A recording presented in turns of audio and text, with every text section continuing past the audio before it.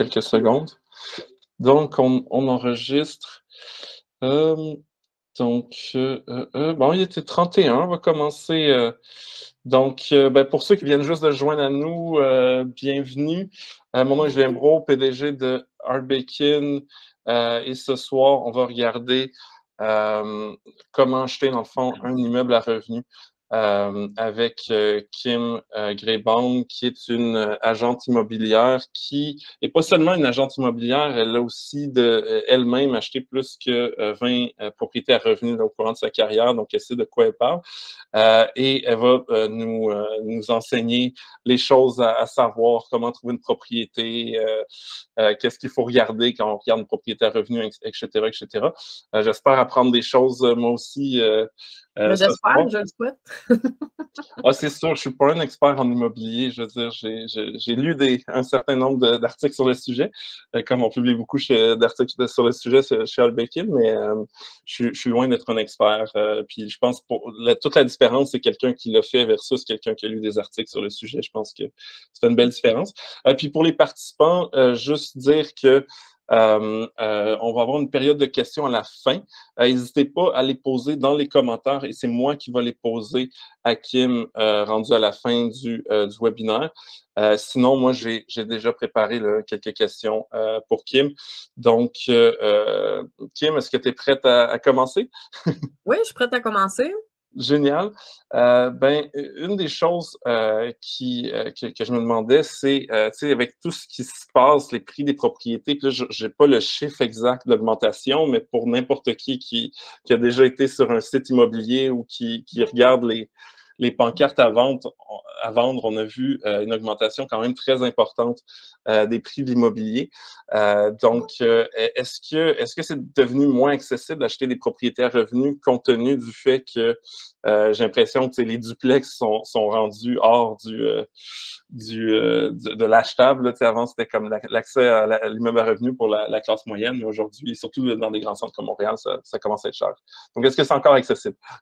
En fait, mon discours, je voulais surtout le porter vers, probablement que j'ai beaucoup donné d'informations pour surtout les premiers acheteurs ou peut-être deuxièmes propriétaires. Le sujet de l'immeuble à revenus, je l'aime bien parce que justement, avec le marché qui est de moins en moins accessible, je trouve que l'immeuble à revenus, au contraire, ça devient une belle solution pour les gens qui ont un pouvoir d'achat un petit peu moindre. Les propriétés unifamiliales, avec l'augmentation du prix du marché, c'est difficile d'accéder à la propriété, devenir propriétaire. Je trouve que l'immeuble à revenus, ça devient vraiment une belle solution. Pourquoi ça devient une belle solution? En fait, c'est que le pouvoir d'achat de l'immeuble à revenus est beaucoup plus augmenté que celui d'une unifamiliale. Donc, on passe beaucoup plus facilement aux banques pour un immeuble à revenus, que pour une maison unifamiliale. Je vous donne un scénario tout véridique. J'ai actuellement un acheteur qui, lui, par exemple, pour une maison, passe à 480 000 pour un duplex, il va passer, par contre, à 615 000 Fait que son niveau, son pouvoir d'achat est de beaucoup augmenté. Triplex, même chose, on tombe carrément à 655 000 Fait que, pour les premiers acheteurs ou les gens qui veulent investir, l'immeuble à revenus, ça devient une solution comparativement à l'unifamilial. Beaucoup plus facile d'accéder à la propriété. Aussi, d'autant plus que, à ce moment-là, on a des revenus locatifs, ce qui permet, entre autres, de pouvoir avoir un coût moins énorme sur nos finances. Fait que c'est très, surtout pour les jeunes, comment que devenir propriétaire, ça devient de plus en plus dur, ça peut être une belle solution, une belle alternative pour les gens qui veulent devenir propriétaires.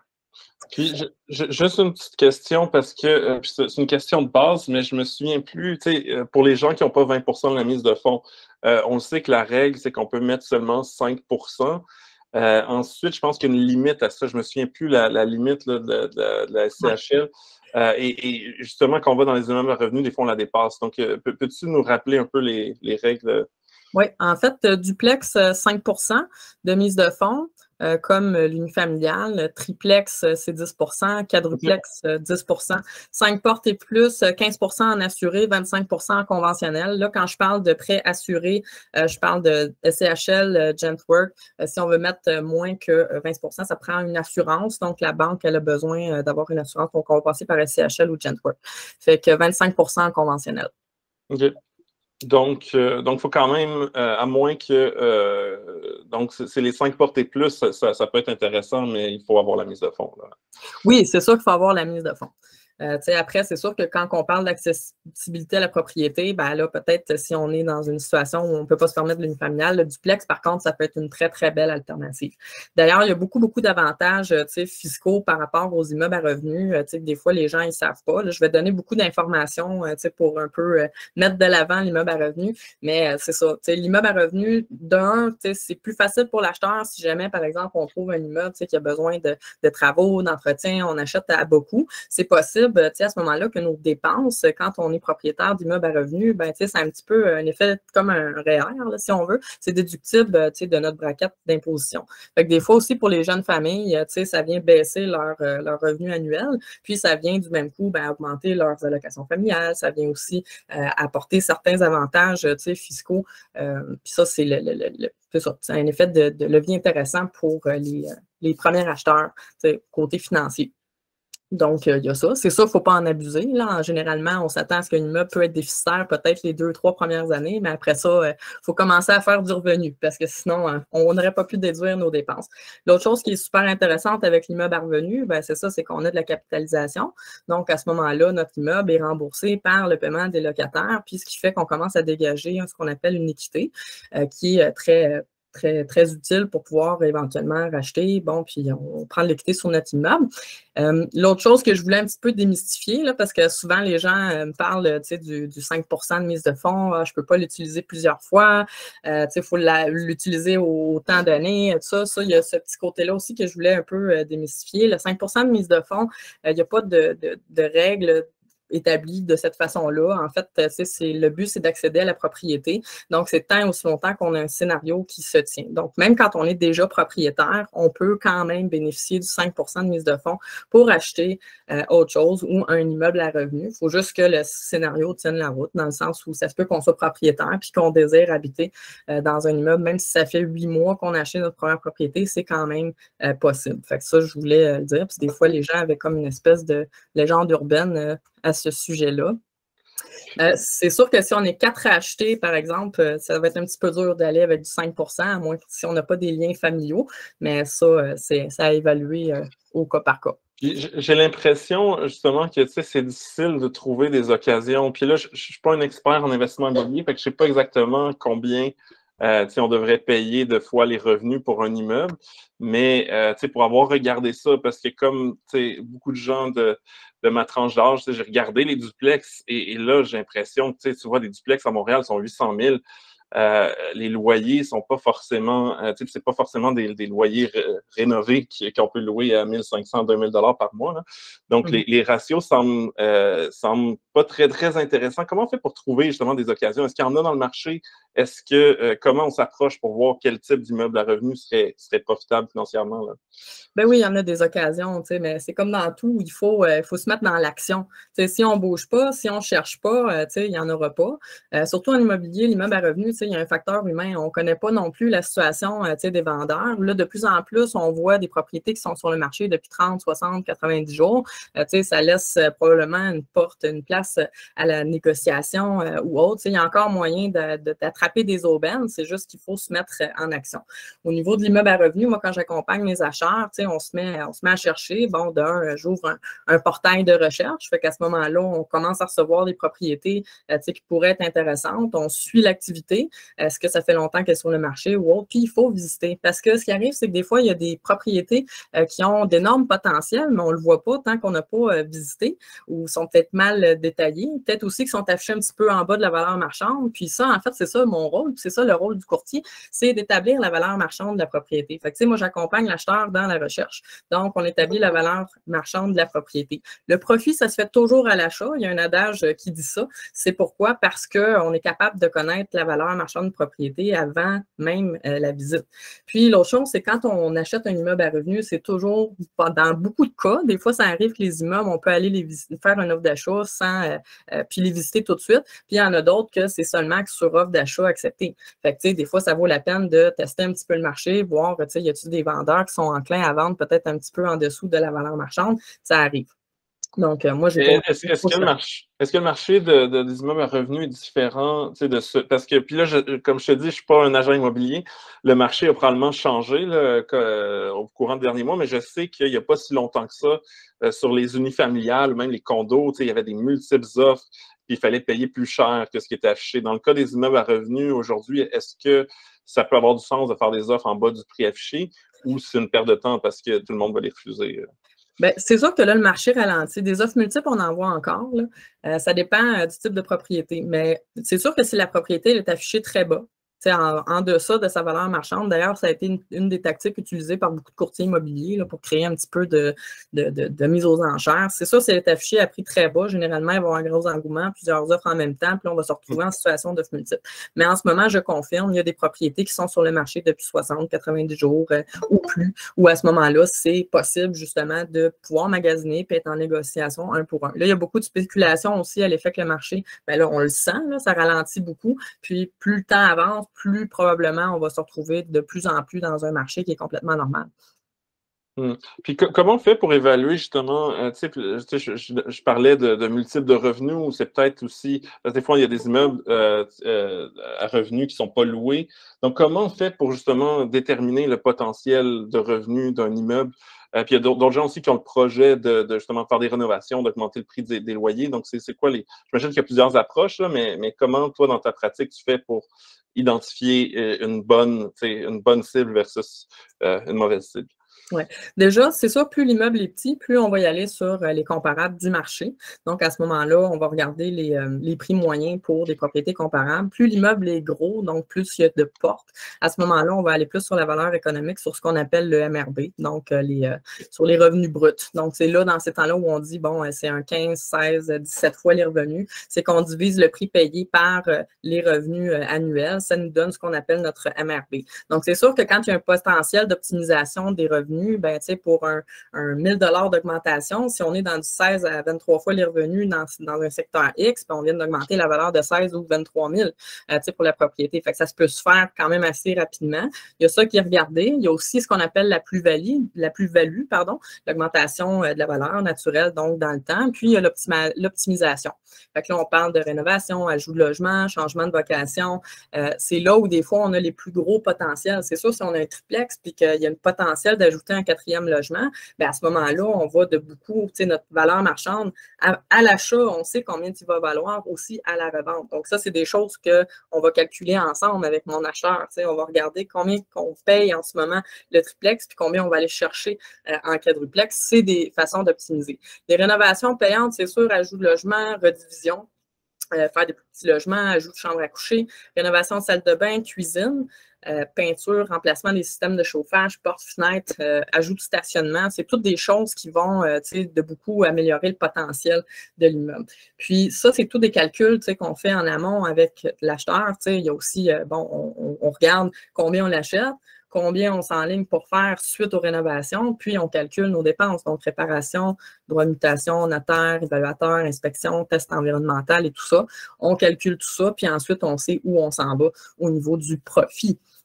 D'ailleurs, ça, j'aime dire, il y a beaucoup d'institutions financières qui financent les rénovations. Fait que les prêts rénaux, il y en a beaucoup qui financent de 10 à peut-être 20 les rénovations. Puis ça, c'est en assuré, parce que quand on n'est pas en assuré et qu'on est en conventionnel, ça peut aller beaucoup plus haut. Là. Il y a des gens qui ont financé 200 000 là, de rénovation. J'ai une situation récente où une dame avait acheté une familiale, elle a converti en intergénération, elle a ajouté un garage, c'était 200 000 en rénovation, complètement financé en conventionnel. Elle est allée chercher une énorme plus-value. Puis, j'imagine qu'au-delà de l'hypothèque, il y a d'autres frais là, quand vient le projet que ce soit juste d'acheter l'immeuble et pas faire de rénovation. En plus, il y a des rénovations à faire.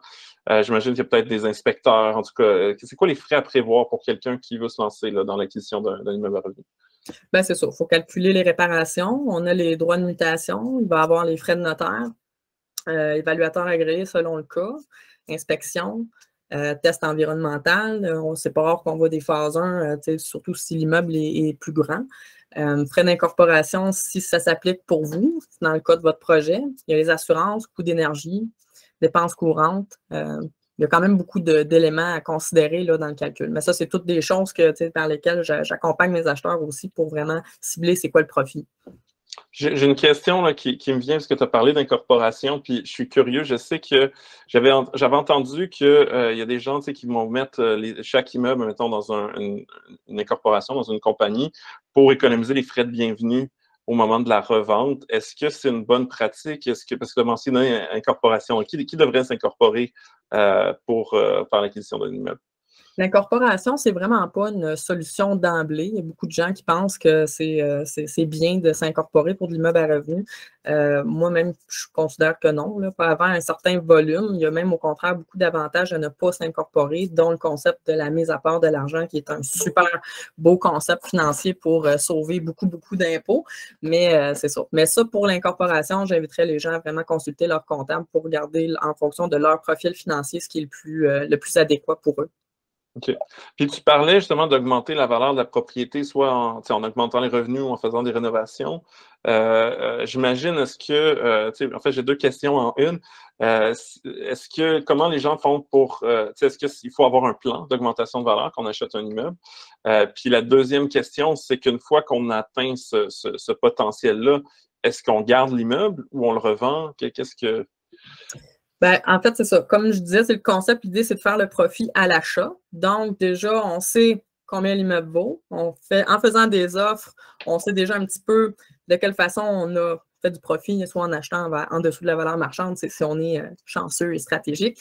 Puis ensuite, on calcule, tous les frais dont j'ai parlé un petit peu plus haut. On calcule nos rénovations, toutes les choses dont j'ai parlé. Ensuite, on arrive à l'évaluation marchande à la fin. Moi, ce que j'invite les gens à faire, pas ce que j'invite, les gens, ce qu'ils ont fait ensuite, par la suite, on décide, qu'est-ce qu'on fait avec ça? Est-ce qu'on le revend tout de suite ou est-ce qu'on le refinance? Donc, tu sais, l'avantage aussi de faire tout ça, on a financé nos prêts rénaux, on a eu notre financement, notre immeuble est optimisé, c'est ainsi que c'est possible de récupérer, bien souvent, on arrive à récupérer même notre mise de fonds parce qu'on a refinancé à sa pleine capacité jusqu'à concurrence de 80% de la valeur du prêt. Donc, de cette façon-là, au lieu d'avoir un triplex, on a un quatreplex, on refinance à 80%, on a une grande chance qu'on puisse en même temps aller rechercher la mise de fonds de départ, ce qui est super intéressant. Puis, sachant ça, c'est possible d'optimiser et refinancer, des fois, ça laisse plus place, en fait, des fois, à être plus souple à du financement créatif pour les mises de fonds. Parce que des solutions pour les mises de fonds, il y en a tout plein. Sauf des fois, les gens ne sont pas au fait avec les différentes options qui s'offrent sur le marché. Mais à ce moment-là, on est un petit peu, si on a des projets court terme de rénovation dans le but de revente, là, on peut être un petit peu plus créatif en mise de fonds. Je peux te donner un petit peu. Mais justement, sur les mises de fonds, comment on fait pour. Parce que tu as mentionné justement les règles de base, OK, 5%. Je me souviens plus exactement. C'était juste qu'au duplex, après ce triplex, c'était 10% ou quelque chose comme ça. Puis après ça, plus que 5, c'était 20. Est-ce que je me trompe? Oui, 5% duplex, 10% en triplex. Ensuite, si on est dans 5 portes et plus, 15% assuré, 25% conventionnel. OK. Écoute, j'avais mal écouté, j'avais mal pris mes notes. Mais ma question, en fait, c'est parce que des fois, les gens n'ont pas l'argent. Et là, c'est sûr qu'on a tout le temps du monde dans notre entourage. En tout cas, moi, j'en ai ils ont un don de la famille. Mais bon, c'est pas tout le monde qui peut avoir un don. Fait que c'est quoi la limite légale? Parce que je sais que tu es sur une application hypothécaire, tu n'es pas supposé il faut que tu sois transparent. Puis là, il y a du monde qui dit ah oui, tu peux utiliser les cartes de crédit pour la mise de fonds. Donc, comment on fait pour être créatif, mais pas faire de fraude, là? Non, on ne peut pas faire de la fraude. Là. On utilise des concepts qui sont tout à fait légaux. C'est sûr qu'en même temps, ça dépend profil. Chaque personne a ses profils. Quand j'ai un acheteur, j'expose les différentes options de financement. Des fois, on pense qu'il n'y a pas d'option pour la mise de fonds, mais il y en a tout plein qui sont tout à fait légales. Un des concepts que j'ai remarqué, que tout le monde ne connaît pas, c'est le concept du collatéral. C'est un concept super simple, il y a à peu près juste Desjardins qui le fait. Des fois, ça arrive qu'on a des gens qui n'ont pas nécessairement des gros revenus, mettons nos parents, mais ils ont une maison complètement payée d'une valeur de 500 000. Donc, la valeur de leur immeuble peut être prise en garantie aussi comme mise de fonds pour l'achat d'un autre immeuble. Fait que ça, des fois aussi, surtout pour les jeunes, comme c'est difficile d'accéder à la propriété, on ne veut pas faire de manipulation financière sur notre immeuble nécessairement refinancé ou autre, ben, ça peut être possible de juste prendre en garantie une portion de la valeur mobilière de la maison, puis de la donner en collatéral pour mise de fonds. Pour ce qui est des dons, je voudrais que souvent, il faut que ce soit un membre de la famille direct. Si ça déborde, puis que ce n'est pas un membre de la famille, il y a peut-être un prêteur qui le fait. Sinon, on peut refinancer. Il y a les prêteurs privés aussi qui sont quand même une belle alternative. Si on comprend le concept dont je parlais plus tôt, qu'on sait qu'on s'enligne vers un profit bien calculé, puis qu'on sait qu'on va avoir des rénovations sur 6 mois, le prêteur privé peut être une très bonne solution. C'est sûr, des fois, on se dit « Ah non, c'est trop cher, vite, 10-12 », mais sauf que si c'est sur une période courte, ça peut quand même être quelque chose de très intéressant. Fait que ça dépend du profil des gens, mais on peut regarder toutes les options qui peuvent s'offrir sur la table. Puis oui, la contre-lettre, c'est tout à fait légal, là, le cautionnement par contre-lettre. Les gens pensent que ce n'est pas possible, mais oui, c'est encore possible au Québec. C'est quoi un financement par contre-lettre? Ben, c'est une espèce de cautionnement qui fait que quelqu'un, en fait, ne veut pas mettre son nom sur les titres de propriété, mais chez le notaire, on est à 1 %, l'autre est à 99 %, mais on ne veut pas avoir les titres, on ne veut pas notre nom sur les titres de propriété, mais on cautionne le prêt. OK, je comprends.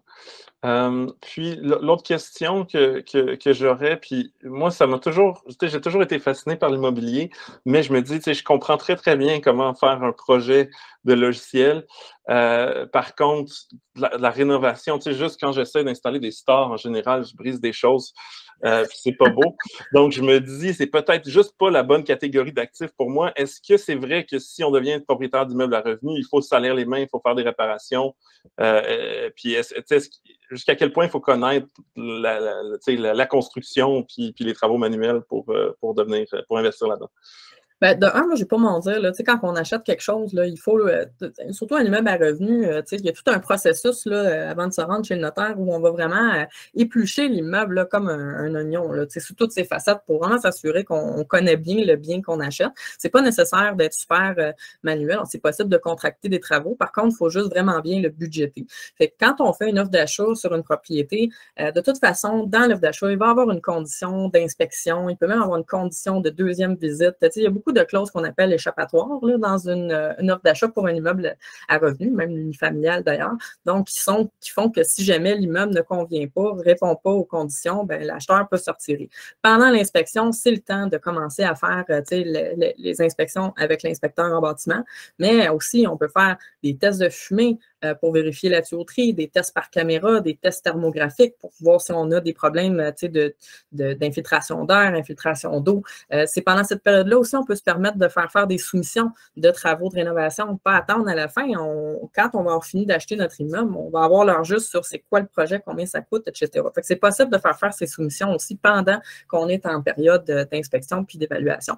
Fait que comme ça, on va avoir un regard qui est vraiment juste sur la propriété. De toute façon, moi, les courtiers, notre rôle en amont, c'est vraiment de faire les vérifications diligentes de la propriété. Là, ça, je déborde un peu des rénovations, là, mais on regarde ancienne fiche descriptive, ancienne déclaration du vendeur pour vraiment voir c'est quoi l'historique de la propriété. Le but, c'est de protéger l'acheteur. C'est vraiment d'acheter en connaissance de cause.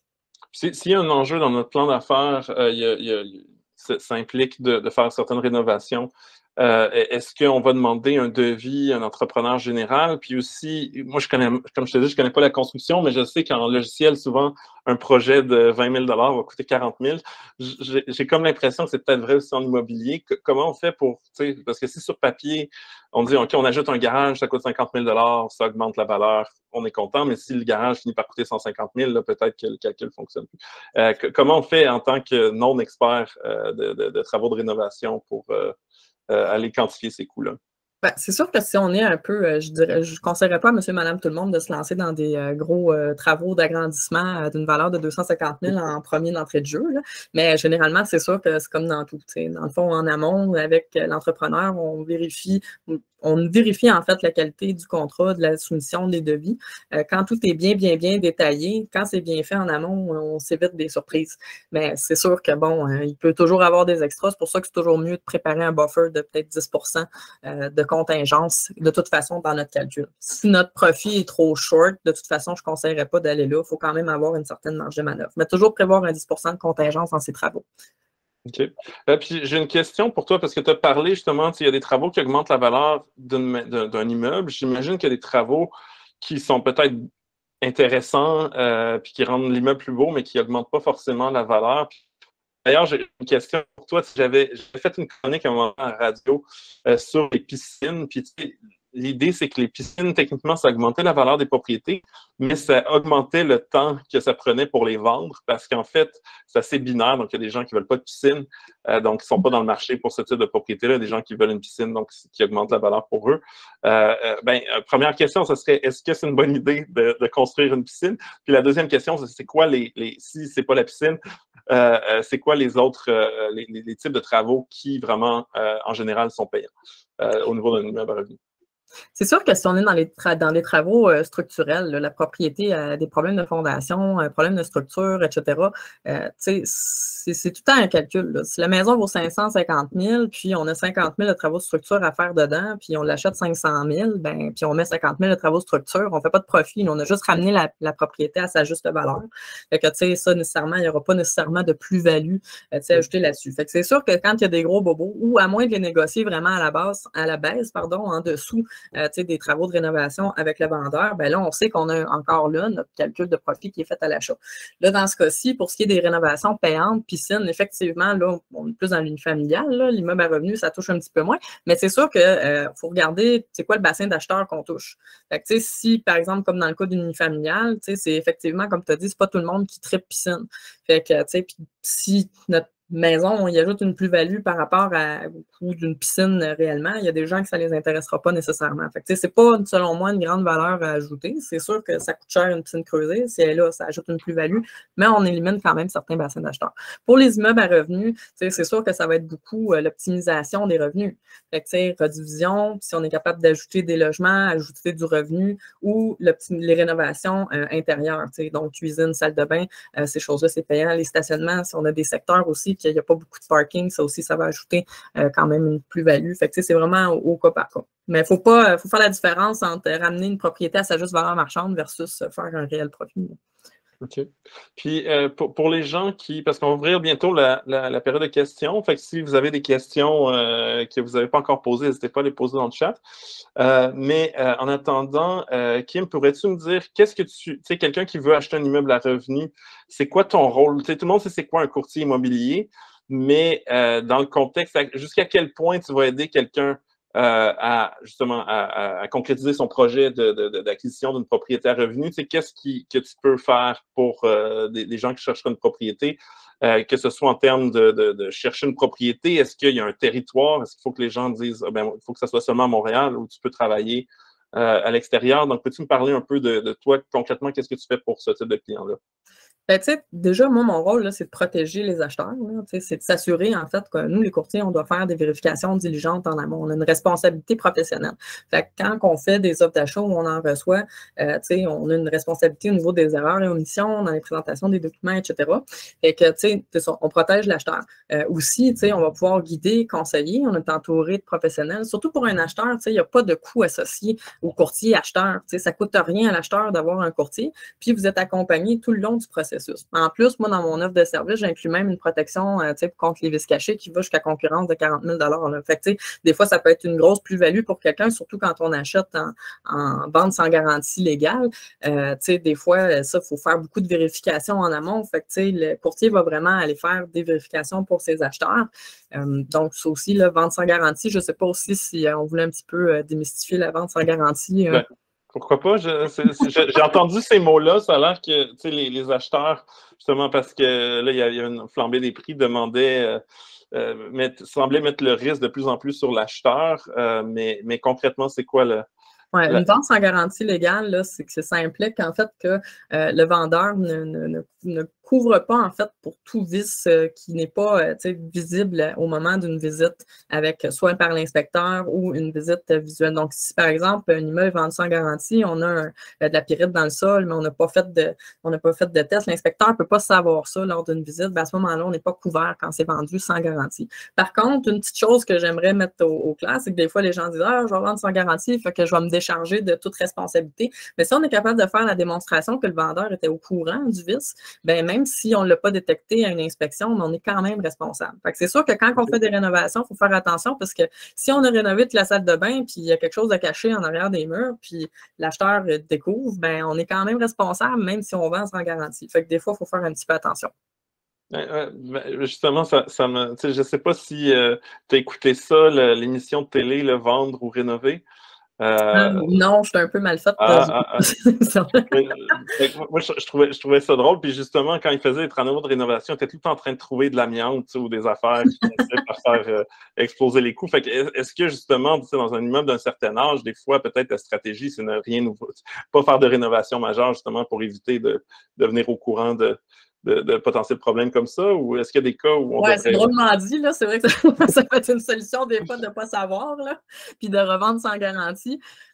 C'est plate, mais c'est vrai. Des fois, ne pas savoir permet, mais en même temps, c'est ça. Moi, j'ai pour mon dire, vaut mieux justement faire toutes ces vérifications-là avant d'acheter, avant d'être propriétaire. Assurons-nous de savoir exactement ce qu'on achète.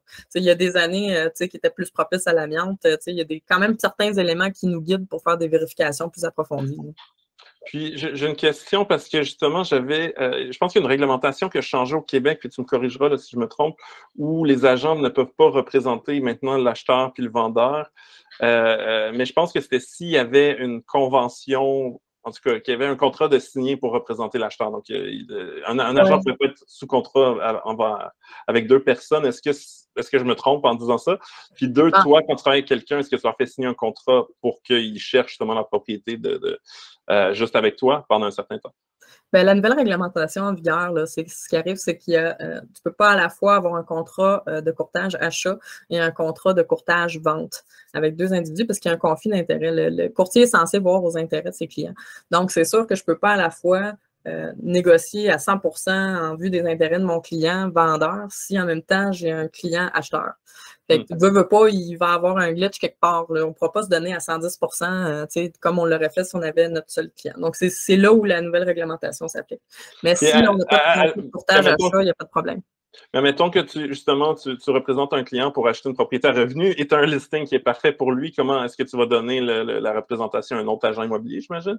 En fait, c'est qu'on va conseiller l'acheteur, on va lui dire, écoute, tu as l'option d'avoir un courtier si tu veux avoir un courtier qui te représente dans la transaction. Okay. Sinon, de toute façon, on est obligé quand même de donner un service équitable aux deux parties. OK, je comprends.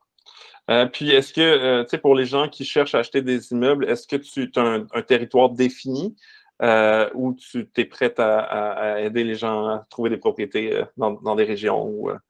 En fait, Montréal et les environs, mais tu sais, au cas par cas, moi, j'invite les gens à venir me voir. De toute façon, tu sais, je prends tout le temps, c'est toujours le fun de jaser au monde. Fait qu'au pire, prendre 20 minutes pour discuter avec moi de leur projet. Si c'est pas avec moi, de toute façon, je vais savoir les rediriger vers les bonnes personnes. Génial. Puis j'ai justement une question de quelqu'un qui assiste, David. Merci pour ta question. Donc, David dit qu'il aimerait acheter un immeuble à revenu, mais il estime que l'hypothèque va lui coûter 41 000 annuellement et que les loyers vont rapporter seulement 33 000. Il demande, est-ce que vous me conseillez d'acheter cet immeuble? Oui, ben, il y a comme pas mal de variables à considérer dans l'équation. Moi, ce que je dirais, c'est de venir peut-être m'écrire un courriel après la rencontre. Il n'y a pas de problème. Peut-être que je pourrais poser des petites questions un petit peu plus précises sur son projet en particulier. Ah ben justement, Kim, peux-tu soit écrire ton courriel dans les commentaires ou sinon me le donner, puis moi je peux l'écrire 30 secondes. Je l'ai quelque part. Ben, je vais te le dire, tu peux le taper, fait que c'est Kim. Ah non, je l'ai trouvé. Kim.graybaum@commercial-remax-québec.com. Remax-Québec. Parfait. Donc, je vais le copier-coller dans les commentaires. Donc, pour les gens là, qui écoutent le webinaire, n'hésitez pas à contacter Kim pour vous lui parler de votre projet. Fait que David dit merci. Sinon, est-ce qu'il y a d'autres gens qui ont des questions? C'est votre occasion. On va être là. Techniquement, ça finit à 6h15. Donc, on est prêt à rester 15 minutes, mais c'est sûr qu'on ne se regardera pas dans le blanc des yeux pendant 15 minutes non plus s'il n'y a pas de questions. Donc, Nathalie dit merci. Fait que on va attendre une minute ou deux si personne n'a des questions. Ah, il y a quelqu'un. C'est Catalina qui demande c'est quoi les règles pour placer une personne de ma famille, ma mère par exemple. pour placer. Oui, je comprends un Je sais peu. pas Si c'est pour une reprise de logement, bon, parce qu'on Ah! veut loger un membre de notre famille.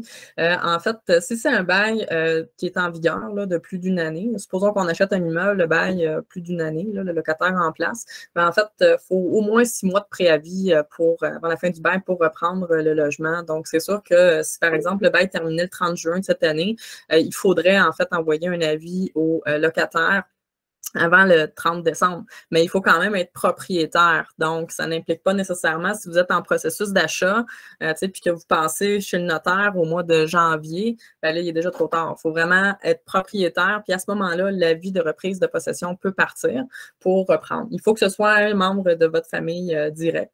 Donc, vous avez le droit de reprendre un logement. OK. J'ai quelqu'un qui a levé la main, mais je ne sais pas exactement. Il faut vraiment poser les questions dans les commentaires. Donc, si vous avez une question, pas besoin de lever la main, juste l'écrire dans les commentaires. Donc, Catalina dit merci beaucoup. Je pense que tu as bien. Moi, je n'avais même pas compris sa question. Fait que ça se voit que tu es une pro.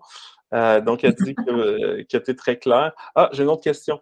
Mohamed demande c'est quoi la règle générale pour avoir un cash flow positif par porte et avec quelle mise de fonds? Bon, en tout cas, Ben, il y a beaucoup de choses, là. Moi, j'aurais plus tendance à travailler sur le MRN, là. En fait, c'est parce que tantôt, j'ai parlé du MRB, là, qui est plus sur les ouais. revenus bruts, mais essentiellement, ça, c'est plus pour faire de l'évaluation marchande. Mais après, si c'est pour votre cash flow, il faut considérer les dépenses de l'immeuble au grand total, là, puis ensuite, par rapport à ensuite l'hypothèque, puis les paiements des revenus des locataires. Fait que, il y aurait plus de choses à vérifier si on veut un cash flow positif. OK. Mais c'est Il y ça a parce que encore des secteurs qui sont en cash flow positif, là, définitivement, oui, il y en a encore. Mais des fois, on est peut-être un petit peu plus éloigné. Puis tu sais, on a dit, on parlait justement de multiples de revenus, mais effectivement, j'imagine qu'il y a des immeubles qui coûtent plus cher à entretenir. C'est quoi? Est-ce que c'est les immeubles qui sont plus vieux en général qui coûtent plus cher à entretenir? Ou c'est quoi les autres? Parce que on parle de marge de profit, c'est pas juste une question de revenus, c'est une question de tous les frais pour maintenir l'immeuble. Qu'est-ce qui fait qu'un immeuble C'est coûte ça. plus cher à entretenir en général? Mais Ah, de toute façon, j'ai plein de tableaux explicatifs là, qui montrent la durée de vie moyenne des composantes. Fait que, c'est sûr, quand on a une maçonnerie, si on est dans des immeubles de 1910 versus 2020, ben, c'est sûr qu'il faut s'attendre à avoir à remplacer certaines composantes à moyen terme beaucoup plus rapidement que si on est dans de l'immeuble neuf. Fait que tout ça, c'est des variables à considérer. Il faut se bâtir un fonds de prévoyance, il faut s'assurer de mettre de l'argent de côté pour prévenir ça. De toute façon, les meubles aussi, dans le temps, génèrent une équité. Souvent, les gens vont rénover en fait au moment des refinancements. Ça se planifie dans le temps. Mais il y a des immeubles qui sont âgés, là, qui ont été tellement entretenus de façon impeccable, je veux dire qu'on pourrait clairement, qui sont en très, très bonnes conditions. Là. Fait que c'est vraiment au cas par cas. donc, c'est avec l'inspecteur, dans le fond, qu'on détermine ça. C'est pas juste une règle de Ah, ben c'est un vieil immeuble, ça va coûter forcément cher. Non, non, il faut vraiment regarder au cas par Puis, cas. j'ai une question de Jean-Paul qui demande c'est quoi les sites pour aller chercher des immeubles à vendre?